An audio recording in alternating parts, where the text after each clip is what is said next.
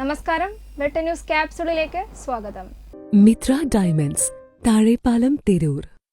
തിരൂർ ജില്ലാ ആശുപത്രിയിൽ വാട്ടർ അതോറിറ്റിയുടെ ജലവിതരണം മുടങ്ങി.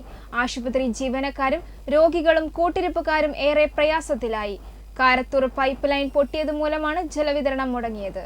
കാരത്തൂർ പൈപ്പ് ലൈൻ പൊട്ടിയത് മൂലമാണ് തിരൂർ ജില്ലാ ആശുപത്രിയിൽ ജലവിതരണം മുടങ്ങിയത്. ഇതുമൂലം കടുത്ത പ്രതിസന്ധി നേരിടുകയാണ് രോഗികളും കൂട്ടിരിപ്പുകാരും. പ്രാഥമിക കാര്യങ്ങൾ പോലും ചെയ്യാൻ പറ്റാത്ത അവസ്ഥയിലാണ് രോഗികൾ. കിടപ്പു രോഗികൾ അടക്കം നിരവധി രോഗികളാണ് പ്രയാസം നേരിടുന്നത്. ഇന്നലെ മുതലാണ് വെള്ളം മുടങ്ങിയതെന്നും നിരവധി തവണ ആശുപത്രി അധികൃതരോട് പരാതി പറഞ്ഞെങ്കിലും വെള്ളം ഇപ്പോൾ വരുമെന്നാണ് പറയുന്നതെന്നും രോഗികൾ പറഞ്ഞു. അവര് പറഞ്ഞത് വെള്ളം അടിക്കുന്നുണ്ട്, അവിടെ അടിച്ച് താഴത്ത് ഇങ്ങോട്ട് എടുത്തു തരുമ്പോൾ ഇവിടേക്ക് വേലയ്ക്ക് കയറുന്നില്ല, വെള്ളം കിട്ടുന്നില്ല.